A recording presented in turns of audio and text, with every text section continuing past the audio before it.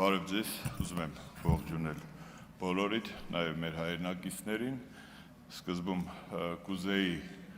ռեպլիկի կարգով անդրադարձ կատարել պատգամավոր Թագուհի Ղազարյանի ինձ ուղղված ռեպլիկին, թե որ կուսակցության խորհրդից եմ դուրս եկել կամ ներս եկել, ավելի լավ էր Ղազարյանը ինձ հարցներ, թե իրենց իշխանությունը որ բանտներին զուգարկել եւ որտեղից եմ ես հիմա եկել։ Եվ երկրորդը, երբ որ մեծ ցուցակով մանկապարտեզների ցանկ էր կարդում, մեր ցուցակը այնքան էլ մեծ չի, մեր կուսակցության առաջնորդի եւ նրա ընտանիքի կողմից կառուցած մանկապարտեզների, բայց գոնե Լոռու եւ Տաուշի մարզերում 5 մանկապարտեզ է կառուցվել լրիվ զրոյից ու սեփական միջոցներով եւ որևէ քաղաքական շարժարիտ դրա տակ չդնելով։ Հիմա, երբ որ ես երկարատև ամենաերկար քաղաքական բանտարկությունից հետո եկա այս մուտքով ներս եւ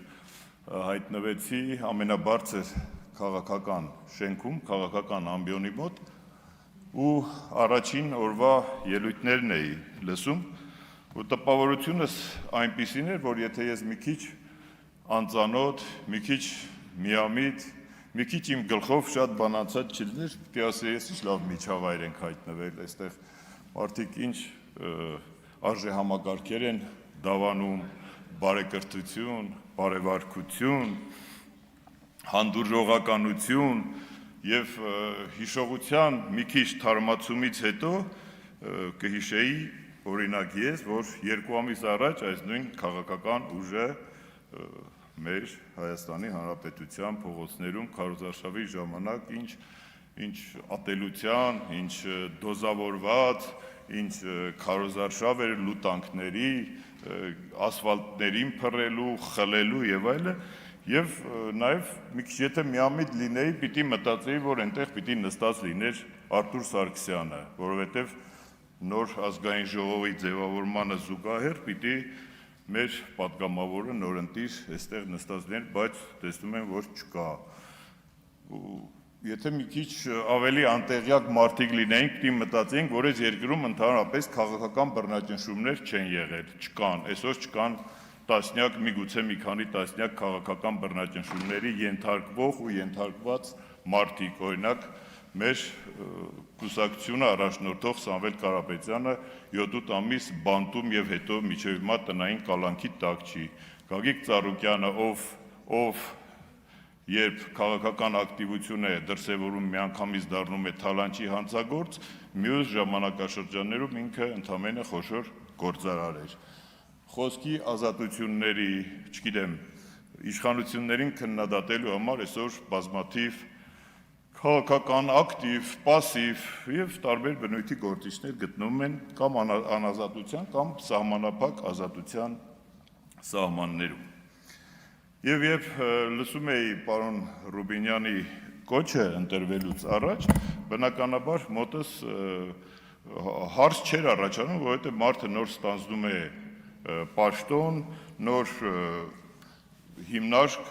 այսպես ասած, կազմակերպություն, որպես վարչական պիտի ղեկավար եւ ինքը ցանկություն ունի բնականաբար, որ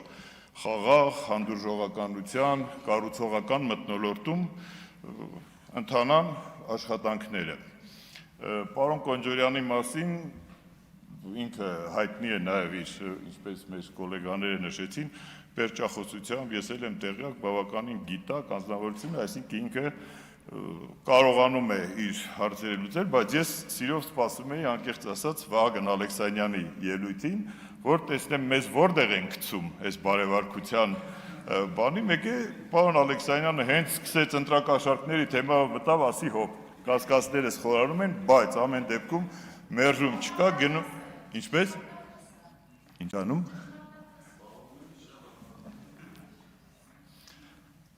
Ես ձեզ չէի ընդհատում, լավ, ու չէ, ես վատ բան չեմ ասում, ձեզ թվում է, թե վատ բան եմ ասում, չէ, ու հասկացա, որ մի քիչ պիտի մտորենք, հասկանանք այս բարևարկության պրոցեսը միայն մեզ է վերաբերվում, բայց մենք ոչ մի կներեք կռիվ, ինչ-որ վեճ, վիճաբանություն դեռ չենք կարել, կիր, դաստիարակված ընտանիքներում մեծացած մարդիկ ենք բոլորս, հլա ես ենքան էլ տուժված, որ դժվար գամ ու միանգամից սկսեմ ինչ-որ կռիվ դավի անել,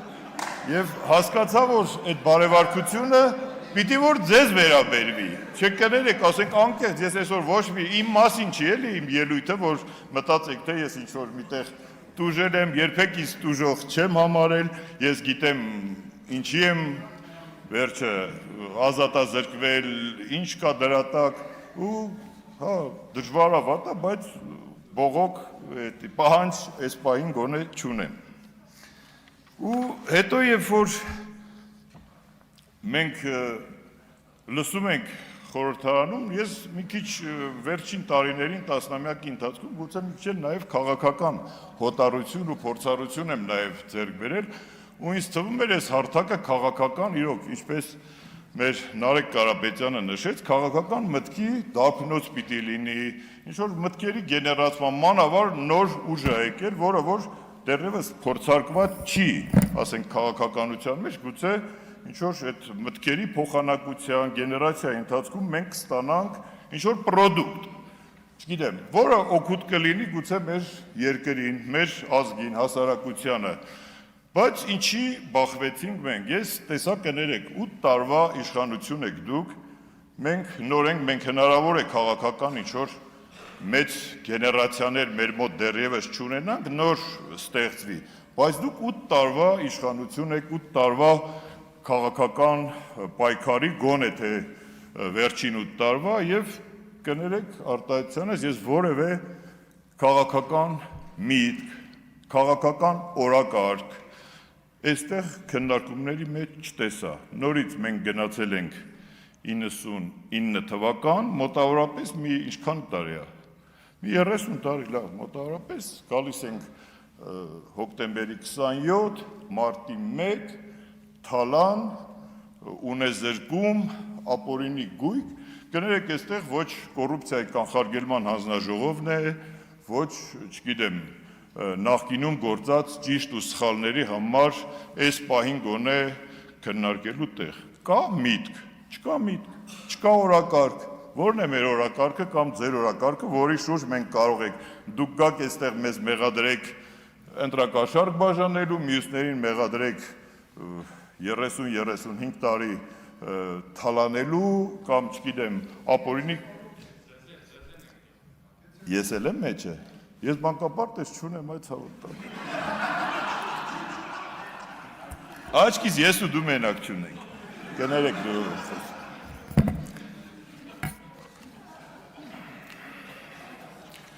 բայց կներեք այստեղ, երբ որ մենք բոլորս նաև գիտենք, հասկանում ենք, որ Հայաստանի սահմանադրությամբ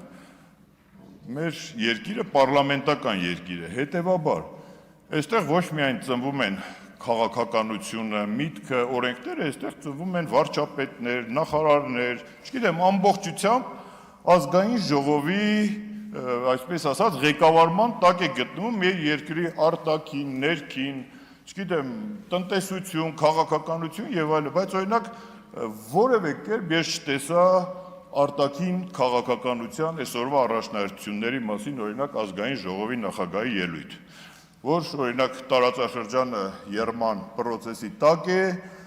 որևէ կերպ անդրադարձ չկա Թուրքիայի հեգեմոնիայի, Իրանի այդ եռացող վիճակի, Ռուսաստանի հետ մեր հարաբերությունների կարգավորման, հիմա գյուղատնտեսական պիկի սեզոնն է, փոխանակ կներեք, մենք այս չծախվող ծաղիկները բուկետով վերցնենք ռուսների մոտ գնանք, իրանցիների չգիտեմ ինչ, կոնյակ տանենք, համոզենք մեր բերք ընդունենք, մենք այստեղ իրար նկատմամբ չգիտեմ ում են, հարց չենք տալի, մենք հարց չենք տալի, մենք դա ելույթ լինի, և կներեք, ես օրինակ անկեղծորեն կհավատայի էլի միտեղ այդ բարևարկության, միմյանց նկատմամբ հանդուրժողականության, հաշվի առնելով, որ պարլամենտը երկրի բարձրագույն օղակն է և բարևարկության ամենաշատ խախտումները իմ դիտած ազգային ժողովում թույլ է տվել կներեք Հայաստանի Հանրապետության վարչապետը իր ելույթներով, ես կուզենայի օրինակ տեսնել, որ պարոն Ռուբինյանը կառավարության ծրագրի ներկայացման ժամանակ թող հորդորի ձեր կուսակցության առաջնորդին կամ ձեր առաջնորդին, որ այդ բարևարկությունը բազմակողմանի պահպանվի, ոչ թե միայն մեզ հորդորեք, մենք էլ կամ ընդունենք կամ չընդունենք։ Դա կլիներ իմ կարծիքով բոլորի կողմից եւ գուցե դա կոնստրուկտիվիզմի մեր երկրում, չգիտեմ, նոր որակի, եթե օրինակ պարլամենտի ղեկավարը, որը կարծում եմ ավելի բարձր է եւ պարլամենտը։ Պարոն խնդրում եմ ամփոփեք ժամանակն ավարտվել է, խնդրում եմ ամփոփեք։ Լավ, կներեք, չհասցրեցի ամեն ինչ ասել, ամեն դեպքում բերեք չմոռանանք մեր հասարակության առաջ մենք ինչ ենք ստանձնել եւ ինչու ենք գտնվում պարլամենտում։ Մեր նպատակը, կներեք, քաղաքական դիսկուրս է, պարլամենտարիզմ է, մեր նպատակը ձեզ իշխանությունից հեռացնելն է։ Հիմա մենք կաշխատենք ձեզ հեռացնել բարեկրթության մթնոլորտում։ Ընդամենը այսքանը, ուրիշ բան չունեմ ասել։